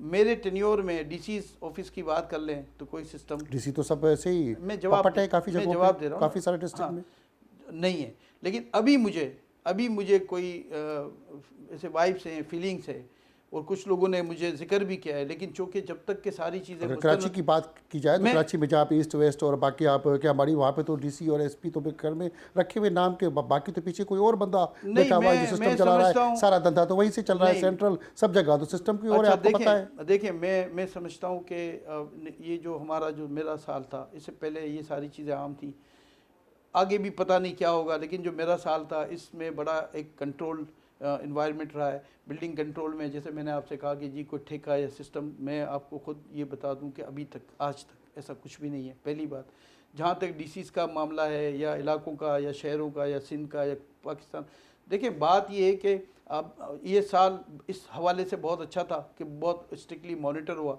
अभी मैं फिर आपसे कह रहा हूँ कि आज सितंबर की 2 तारीख है और मैं आज कह रहा हूँ कि आज अभी मुझे कुछ चीज़ें आ रही हैं, कुछ लोग आ रहे हैं हमारे पास कि जी वो सिस्टम के नाम से मांग रहे हैं, ये सिस्टम है। तो हम कोशिश, देखिए हमारा काम क्या है, आवाज़ उठाना, हमारा काम है कोशिश करना। हम कोई अपने आप पे मट्टी का तेल छिड़क के आग लगाने वाले लोग नहीं हैं। हम काम बंद करके चले जाएंगे, इससे बड़ा एहतजाज पूरी दुनिया में आज के इस माशी दौर में कोई हो ही नहीं सकता कि जब एक इंडस्ट्री का चेयरमैन आपसे कह रहा है कि अगर आप टफ टाइम देंगे, और आपने खुद इनिशियली आपने जिक्र किया कि आपके लोग दुबई चले गए हैं, हम मानते हैं नहीं, हम कहते हैं और हम बताते हैं कि देखें ये हमारे लोग जा रहे हैं दुबई। ये इसलिए नहीं जा रहे हैं कि कोई इनको जो है मतलब कोई इन्होंने कोई क्राइम किया है, ये इसलिए जा रहे हैं कि ये जो इन्वेस्टर्स हैं हमारे, कहीं ऐसा तो नहीं कि वो अपना पैसा बचाने के लिए जो ब्लैक मनी है उसको सफ़ेद मनी करके बाहर से फिर शो करे कि ये भी वाइट कर ले इस पैसे। मैंने आपसे क्या कहा कि एक आपको सवाल का मैंने स्टार्ट में कहा था कि आपको मैंने कहा 30 साल पहले जो आपने घर लिया था अब वो डिक्लेयर्ड है FBR में, या वो जो प्लॉट लिया था वो डिक्लेयर्ड है और आज उसकी वैल्यू 5 करोड़ है, तो वो क्या आपने पार्किंग की थी? बहुत सारे लोगों ने किया। यहाँ पे तो ऐसे भी बिल्डर है कराची के अंदर मौजूद जो माजी में अगर 40 साल पहले बाइक भी नहीं थी, 100 रुपया भी नहीं था, वो आज खरबपति अरबपति बन गए। ये कैसे और कहाँ से बन गए? ये सब धंधे पे धंधा, इतना पैसा कहाँ से आ गया? लोगों का ही पैसा लोग लूट मार के नहीं देखिए बहुत सारे लोग निकल पड़े। हाँ, मैं आपको थोड़ा सा बता दूँ, ये देखो बहुत अच्छा है ना, हम किसी को कुछ भी कह दें, ठीक है। लेकिन मैंने आपसे कहा ना कि ये जो सेक्टर चलता है ना, ये इन्वेस्टर्स के साथ चलता है। आज आप भुट्टो साहब कोई आपकी माहिर हैं तामीरात में, इसको बनाने में, अच्छी चीज़ बनाने में, बेचने में, तो आपको इन्वेस्टर्स मिलेंगे जो कहेंगे कि आप आएँ प्लॉट पे हमारे काम करें। तो इसलिए लाजमी जब आप काम करेंगे तो आप अर्न भी करेंगे। और 20 साल 30 साल का अरसा मैं समझता हूँ बहुत होता है इंसान का फ्यूचर डिसाइड करने के लिए। ऐसे तो आप फेसबुक के ओनर को कल बोलेंगे तुम चोर हो, कल आप उसको कहेंगे जो बिल गेट से। तो देखें आप ये सारे तमीरात की अगर बात करें, तमीरात की बिल्डिंग के अंदर बहुत सारे लोगों के पास अपनी ज़मीन भी नहीं होती, NOC भी नहीं होती, और वो उससे पहले नाम भी होता, इलीगल करते हैं। मगर वो भी आप बात की भी मेंबर है, बाहर ही बैठे हैं, मगर उन इलीगल या कानूनी या गैर कानूनी जो भी हैं, जो आपके पास एप्लीकेशन आती है, लोगों के पैसे खा के भाग जाते हैं, मार्केटिंग भी चलती है। तो आबाद क्या उनको देखती है कि लीगल अनलीगल ये चल रहे हैं? कौन सा इदारा इसको देखेगा? सब अपना अपना जान छुड़ा के कहते हैं दूसरे पे, तो उसका जिम्मेवार कौन है? लोगों के पैसे हड़प हो रहे हैं। हाँ, आबाद में ये नहीं है। आबाद में एक सेल है जिसको कंप्लेंट सेल हम कहते हैं, और ये बड़ा मुस्तनद और ये सबसे फाल सेल जिसको कहते हैं लॉ एंड ऑर्डर के बाद। उसमें ये है कि आप अगर कोई भी आप अलॉटीज़ को मैं कह रहा हूँ आपके चैनल पे कि आपको किसी भी किस्म की कोई मुश्किल है, परेशानी है, आप समझते हैं कि आपके साथ ज़्यादती हो रही है, और अगर वो हमारा मेंबर है, क्योंकि हमारा जुरिडिक्शन हमारे मेंबर तक है, और जो हमारा मेंबर नहीं है सिंध में वो इलीगल तामीरात करता है अदर देन कैंटोनमेंट एरिया, यानी सिंध बिल्डिंग कंट्रोल अथॉरिटी की हदूद में वो काम कर रहा है, और अगर हमारा मेंबर नहीं है तो वो आपके चैनल पे मैं ये कह रहा हूँ कि उसकी तामीरात इल्लीगल होंगी। और अगर आप समझते हैं कि वो हमारा मेंबर है नहीं है, या अगर है भी तो हमारा सेल है, आप अपने तमाम डॉक्यूमेंट के जो एविडेंस है उसके साथ एक एप्लीकेशन दें। 80% जो कंप्लेन हमारे पास आ रही हैं वो हल कर देते हैं हम मुल्क के लोग। अंदर अच्छे बिल्डर भी हैं, कोई 20-30% अच्छे बिल्डर भी हैं जो वक्त पे डिलीवर भी कर रहे हैं, लोगों को दे भी रहे हैं, ईमानदारी के साथ काम भी कर रहे हैं, फिर एक्स्ट्रा पैसे भी लेते हैं। अच्छे लोग भी हैं जिसकी वजह से ये तमीरात की शोबा तरक्की कर रहा है। मगर इसमें ऐसी भी माफिया आ चुकी है जो लोगों को वक्त पे भी चीज़ें नहीं देते। एक बड़ी बड़ी साइन बोर्ड शहर में लगा के शहर में सबसे ज़्यादा पब्लिसिटी, नवे नवे 100 प्रोजेक्ट हर दूसरे महीने प्रोजेक्ट लॉन्च करना है, जिनका ना वजूद न ज़मीन न कुछ, सिर्फ प्रोजेक्ट लॉन्चिंग पे जोर है और लोगों के पैसे हड़प सिर्फ पब्लिसिटी के नाम पे। उनके लिए क्या कहेंगे आप? बहुत सादा सा जवाब है। एनओसी फॉर सेल अगर नहीं है किसी भी प्रोजेक्ट की, तो मैं समझता हूँ कि उसको बेचना ये कानूनी तौर पे जायज़ नहीं है। और अगर कोई बंदा, अगर कोई अलॉटी, या कोई अलॉटी तो बाद में आएगा, पहले तो वो एक कस्टमर होगा, अगर वो चाहे पूछना चाहे आबाद में वो आ सकता है, आबाद उसको वेरीफाइड कर सकती है कि अगर वो हमारा मेंबर है तो उसकी एनओसी है या नहीं है। तो हम ये आपकी सहूलत के लिए हमारा आबाद खुला है। और रही बात आपकी कि लोगों ने 50 किए 100 किए, मैं बहुत सादा सी आपको बात बता दी कि लीगल तरीका ये है कि एनओसी फॉर सेल जब होती है तो आप अपना प्रोजेक्ट सेल भी कर सकते हैं। और जहां आपने डिले की बात की तो मैं आपको बड़ा क्लियर ये बता दूं, ये जिस मुल्क शहर में हम रहते हैं ना, यहाँ कल का हालात का कोई पता नहीं है। तो ये एक दुबई में भी जो प्रोजेक्ट बनते हैं ना, वो भी 4-4 5-5 साल डिले हो जाते हैं। कराची के हालात की आपने बात की, कराची के अंदर चाइना कटिंग और बहुत सारे देहात बन जाते हैं, बड़ा उसमें माल कमाया जाता है। इसका जिम्मेदार कौन है, किसको? इसका जिम्मेदार वो अथॉरिटीज़ हैं कि हम तो आपने तो कोई नक्शा पास नहीं किया ना अपनी साइंस से, ना मैंने किया है। जिसने लेआउट पास किया, जिसने ज़मीन का खाता उसका वेरीफाइड किया, वो जिम्मेदार है। और मैं ये भी कह दूं कि अगर आप ये जो आपका जो रिकॉर्ड है, तमाम रेवेन्यू का रिकॉर्ड है, अगर आप उसको कंप्यूटराइज करके सेंट्रली कोई रजिस्ट्रार स्टेट बैंक या कोई एक बड़ी अथॉरिटी के पास उसकी डुप्लीकेट अगर आप नहीं रखेंगे तो आपको ये हादसात आपके साथ पेश आते बहुत सारे रहेंगे। हादसात, बिल्डिंगें गिराई जाती हैं कोर्टों के हुक्म से, जैसे नेस्ला टावर, बहुत सारी अलादीन, बाकी जगहों पे बिल्डिंगें पूरी पूरी गिराई गई, नुकसान हुआ। अल्लाटीज़ बेचारे रुल जाते हैं, बेहोश हो जाते हैं, मर जाते हैं, और बात फिर भी बिल्डर्स के मफाद में फैसले आ जाते हैं। अल्लाटीज़ के हक़ में तो कोई फैसला आता नहीं, तो उसके लिए आबाद क्या करती है? देखें, अलाटीज़ के मफाद में हम तो आपको बताएं कि 80% केस हम हल करते हैं, और 80% नहीं, उसमें 100% कोशिश होती है कि अलाटी को हम उसका एडवांटेज दें, फ़ायदा दें।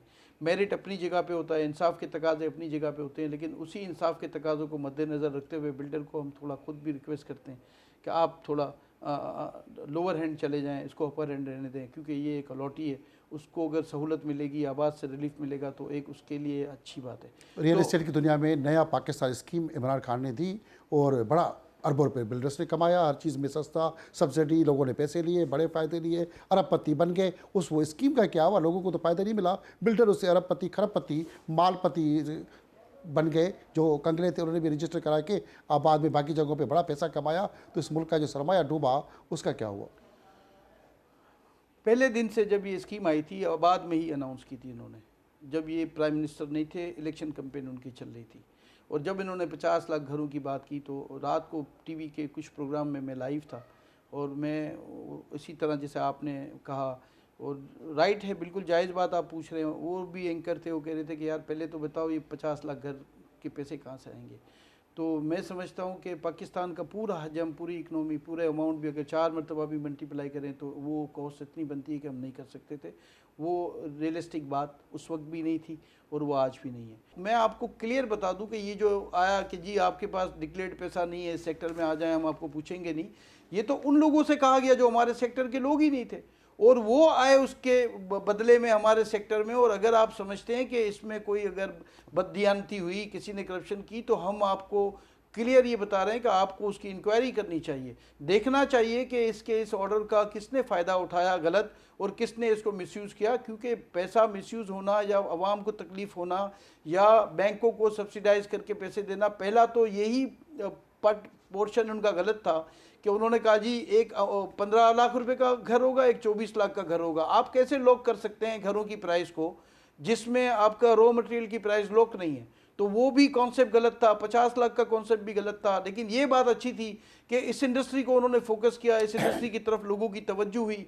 हमें तो कुछ नहीं मिला, ना हमारा कोई ताल्लुक है, लेकिन ये ज़रूर है कि लोकल इंडस्ट्री थोड़ी उम्मीद हुई हमें कि प्रमोट होगी। और मैं आपको बहुत क्लियर बता दूँ, आपको अगर फॉरेन एक्सचेंज चाहिए ना, रेमिटेंस चाहिए, तो आपको हमें सपोर्ट करना होगा। हम आपको रेमिटेंस ला के देंगे। $1 अरब के लिए इतनी मुश्किलात होती है ना, ऐसे तो आपके कई M9 पे जाएं तो अफसर हैं जो इससे ज़्यादा उन्होंने जमा कर लिए होंगे। तो आपको अगर चाहिए तो आप आए हमारे पास, हम आपको प्रपोजल भी देंगे, आसानी भी देंगे। लेकिन चूँकि आपको एक टारगेट दिया है IMF ने कि इस सेक्टर को टफ टाइम देना है, तो इस सेक्टर को टफ टाइम देने से क्या होगा आपको कि आपकी लोकल इंडस्ट्री बंद हो जाएगी। जब आपकी लोकल इंडस्ट्री बंद हो जाएगी तो आप यकीन करें आप उस कर्ज उतारने के काबिल नहीं रहेंगे जो आपने इदारों से लिए होंगे। जब आप कर्ज उतारने के काबिल नहीं होंगे तो ये बहुत साफ नज़र आ रहा है कि आप हमेशा अंडर प्रेशर रहेंगे। आपने मुख्तलिफ इदारों की बात की, तो हमने सिंध हुकूमत बाकी इदारों की तो बात की। यहाँ पे अगर सिंध की बात की तो वफाक इदारे KPT और KDA सिंध की इदारा है, और रेलवे लैंड, ये भी एक बिल्डर रियल एस्टेट दुनिया के अंदर जो माफिया का किरदार करते हैं। वहाँ पे भी करोड़ों अरबों रुपए आप रिश्वत भी देते हैं और सब लोग बिल्डर्स देते हैं। तो ये सब वफाकी इदारे भी इन्वॉल्व हैं। क्या हवा का हवा बिगड़ा हुआ है पाकिस्तान का? देखिए, जब तक मदर होता है ना, हमेशा जो कमांड करता है, कमांड कौन करता है? जो कानून आपका बना हुआ है, जिसका इम्प्लीमेंटेशन है। वहाँ से जब भी खराबी होगी ना, तो ये तो फिर उसकी कोई लिमिट नहीं है कि ये तो आपका जो जमादार होगा ना, जो बाहर झाड़ू निकालता है, वो भी उसमें इन्वॉल्व हो जाएगा कि वो कुछ नहीं कर सकता, वो साइन नहीं कर सकता, वो पढ़ नहीं सकता। तो वो आपको कम से कम ये ज़रूर बता सकता है कि साहब कब आते हैं और साहब कब जाते हैं। पैसे आप देते आते हैं। और हाँ। 2 साल पहले की अगर बात करें, गवर्नर सिंध आबाद में आए, उन्होंने कहा कि मैं आपका नुमाइंदा हूँ और आपके लिए कानून साजी बनाई जाएगी, कहीं रिश्वत पैसा नहीं देना पड़ेगा और लोगों को रिलीफ मिलेगा। 2 साल गुजर गए, क्या गवर्नर सिंध भी कामना टिसोरी वो सोशल मीडिया पे हवाई फायर कर गए कि क्या कानून साजी बन गई आबाद के लिए? देखिए, मैं समझता हूँ वो जब आए, उन्होंने जो बातें की हमारे लिए तो सुनने में बहुत अच्छी थी। और जब भी हम जाते हैं रिस्पेक्ट भी मिलती है, बात भी सुनते हैं। लेकिन ये अल्लाह बेहतर जानता है कि उनके अख्तियारात की लिमिटेशन क्या है, कि वो सारी चीज़ें जो आपने अभी जिक्र किया, वो अगर वो चाहें तो उसको इम्प्लीमेंट करा सकते हैं, नहीं करा सकते। ये मेरे उससे बाहर है, डोमाइन से बाहर है। लेकिन बातें उन्होंने बहुत अच्छी की थी, रिस्पेक्ट भी देते हैं, अच्छी बात भी करते हैं। इसी तरह मैंने CM साहब का भी, मैंने आपको देखें, रियलिस्टिक बात करनी चाहिए। जब भी आबाद ने इनको कुछ लिखा या बात की, उन्होंने हमेशा अच्छा रिप्लाई किया। और हम भी उनको यकीन दिलाते हैं कि ये जो अगर सूबे सिंध की बात करें, चूँकि हम पूरे पाकिस्तान में काम करते हैं, हम यकीन दिलाते हैं कि सिंध में जो भी उन्हें सपोर्ट चाहिए हमारे इदारे की तरफ से, जो वो समझते हैं कि हम कोई रोल अदा कर सकते हैं पॉजिटिविटी के लिए, लोगों को रोज़गार बढ़ाने के लिए, सिंध में टैक्स बढ़ाने के लिए, हम उनके साथ शाना बशाना खड़े हैं। इसलिए नहीं कि मैं ये सोचूं कि हुकूमत किसी की भी हो, हमारा मानना है कि अल्लाह ताला का भी हुक्म है कि आपको उसकी हुकूमत के साथ आपको होना चाहिए और उसका साथ देना चाहिए, उसकी रिस्पेक्ट, उसकी रिट को बहाल करना चाहिए। हम इसके साथ पहले भी थे, आज भी हैं और आगे भी रहेंगे। बैरिया टाउन स्टेट के अंदर स्टेट बनी बैठी हुई है, किसी को कोई डॉक्यूमेंट्स नहीं दिए जाते, रेवेन्यू भी अपना, सब कुछ अपना, रजिस्ट्रेशन भी खुद, उसके पैसे भी लेने हैं ना, वो टैक्स में कहीं जमा होते हैं। आबाद ने क्या आवाज़ उठाई है? आबाद के तो वो मेंबर ही नहीं है। आबाद तो आपने कहा आबाद के मेंबर के बगैर कोई बिल्डिंग कुछ नहीं बना सकता, तो फिर कैसे बैरिया बन रहा है? हाँ, देखें कितना अच्छा सवाल है। जब टाइटल ही नहीं है आपके पास और नक्शा आपका पास हो जाता है, तो मैं ये देखें, मैं 2 बातें हम मिक्स कर लेते हैं। उस पर कोई केस नहीं करते आप? कानूनी काम नहीं करते? जी, मैं आपको मिक्स कर, देखो मेरा काम इररिलेवेंट कंप्लेन करना नहीं है। मेरा काम मेरी जुरिडिक्शन में है, मेरे मेंबर का पे मेरा डोमाइन है। अगर कोई काम हो रहा है जिसमें आप समझते हैं टाइटल नहीं है, सुप्रीम कोर्ट ने बताया ना कि ये पैसे हैं, जुर्माना है, तो टाइटल वैलिड होगा। तो सिंध बिल्डिंग कंट्रोल का अप्रूवल अथॉरिटी का कानून ये है कि जो भी आप प्रपोज प्लान देते हैं उसमें सबसे पहले आपका टाइटल डॉक्यूमेंट की वेरिफिकेशन होती है। तो जब वो टाइटल डॉक्यूमेंट नहीं होगा तो वो फिर नक्शा पास होने के काबिल ही नहीं होता। तो लिहाजा इस वजह से मैं समझता हूँ कि कोई नक्शा पास भी नहीं है। लेकिन अगर पास नहीं है और ये चीज़ें हो रही हैं, बन रही हैं, तो ये तो आपका काम है ना, ये मेरा काम तो नहीं है। मेरा तो काम है कि मैं वो चीज़ें इंश्योर करूँ। हाँ, अगर आप मुझसे बीइंग अ इंडस्ट्री या as a expert of industry या एक छोटा अदना सा कारकुन या इसकी समझ रखने वाला एक छोटा सा आदमी समझ के भी मुझसे अगर आप ये सवाल करेंगे कि आपका कंस्ट्रक्शन एक्टिविटी के हवाले से, तो मैं हमेशा ये कहता हूँ कि कंस्ट्रक्शन एक्टिविटी को प्रमोट करो, कंस्ट्रक्शन एक्टिविटी को चलाओ। पूरी दुनिया में रोड शो किए जाते हैं और हुकूमती सतह पे वीज़े, पासपोर्ट, टैक्स एग्जेम्पशन दी जाती है कि आप इस सेक्टर में आके हमारे पास काम करें। हम यहाँ लोगों को डिस्करेज कर रहे हैं, भगा रहे हैं, जैसे दुबई चले गए। इसी तरह मैं हमेशा कहता हूँ कि बहरिया टाउन को भी अगर कोई डिफ़िकल्टी है और उसको कोई अप्रूवल में इश्यूज़ हैं, कानूनी अगर मुश्किलात हैं, तो हर चीज़ का कानून में, आइन में हल मौजूद है। आप उसको सुने, आप उसको कानूनी तहफ़्फ़ुज़ दें, उसको जो चीज़ें ठीक करें, उसको पाबंद करें कि वो लोगों को टाइटल दे जो सिंध का रिवाज है कि वो रजिस्ट्री होगी, उसकी सबलीज होगी, सेल्डीड होगी। तो आपको मैं ये आपके चैनल के तवज्जुह से कहता हूँ कि हम तो जहाँ भी प्रमोट, हमारा जहाँ भी एक्टिविटी होती है कंस्ट्रक्शन की, आपने शुरू डीएचए से किया था, उसके लिए भी मैंने आपसे कहा। आपने बहरिया की बात की, मैं आपको बहरिया के लिए भी कह रहा हूँ कि अगर कोई चीज़ें उनको तकलीफ दे हैं जिसकी, क्योंकि स्टेक तो शहर का आखिरी लगा सवाल हुआ मैं आपसे करूंगा, प्रोग्राम की वक्त की कमी है, क्या जो रियल एस्टेट की तामीरात की दुनिया है उसके अंदर माफिया आबाद है, बिल्डर है, अवाम है, अफसरशाही है, या कौन है? देखिए, माफियाज तो आप हर सेक्टर में यहाँ मौजूद हैं। आप छालिया जब स्मगल होके आती है, पान का जो गुटके आते हैं, तो ये सारी हर जगह गाड़ियों के जाली पार्ट्स आते हैं। आप कैसे रोक सकते हैं? लेकिन माफिया वहाँ परवान चढ़ती है जहाँ प्रमोट किया जाता है, जहाँ रेगुलेटर करने वाले रेगुलेट नहीं करते, आंखें बंद करते हैं। आप यकीन करें कि इस माफिया की वजह से, अगर हमारे सेक्टर की कोई माफिया है तो उससे सबसे बड़ा नुकसान हमारा है। हम टैक्स भी देते हैं, हम मॉनिटर भी होते हैं, हम डीएनएफबी में भी जवाबदेह होते हैं, हम एंटी मनी लॉन्ड्रिंग में भी जवाबदेह होते हैं, हम पार्किंगों के भी जवाब देते हैं, लेकिन और टैक्स भी देते हैं। 63% के करीब एक महफूज अंदाजे के मुताबिक इतने बड़े टैक्स में हम काम कर रहे हैं और वैल्यू डाउन होती जा रही है। और एफबीआर आज भी ये शोर मचा रहा है कि वैल्यू बढ़नी चाहिए। एफबीआर नहीं मचाता, हुकूमत उसको टास्क देती है। तो हमें फैसला करना है कि आपको, अगर आपकी लोकल इंडस्ट्री चलानी है तो आपको हमें प्रोटेक्शन देनी पड़ेगी, हमें थपकी देनी पड़ेगी। हम आपसे सब्सिडी नहीं मांग रहे, हम आपसे लोन नहीं मांग रहे, लेकिन आप नहीं करेंगे जो रवैया आपका है, जो बजट में हुआ, जो बजट के बाद हुआ, एफईडी लगा दी गई, अदालत जाएंगे इंशाल्लाह विद इन अ वीक हम उस एफईडी के खिलाफ। तो अच्छा तो नहीं लगता ना कि रेवेन्यू को नुकसान पहुंचे मुल्क के, लेकिन मजबूरी है, काम बंद हो जाए, इससे बेहतर है कि चले। अगर आप हमें नहीं करने देंगे या अगर आप हमें इसी तरह प्रेशराइज करेंगे, हम निशानदेही करते हैं, हमने आपको कितने एवेन्यू आपने कहा के बताए, हमने आपको बिल्कुल निशानदेही करके बताई कि हम जो फेस कर रहे हैं, जो हमें जवाब मिलता है उन डीसीज की तरफ से, जो ठट्टा के डीसीज हैं। तो आप मुझे बताएं कि अगर आप इस तरह, यही रवैया आपका होगा, यही रखेंगे, यही चीज़ें अगर करनी है, तो सॉरी टू से कोई एहतिजाज नहीं है।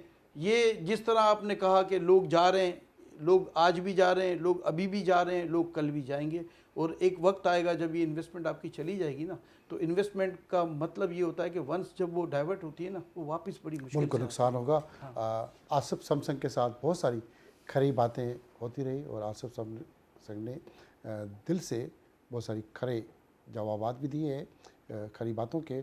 तो आने वाले प्रोग्राम खरी बात तक अपने मेज़बान हमीद भुट्टो को इजाज़त दें। अल्लाह वाले।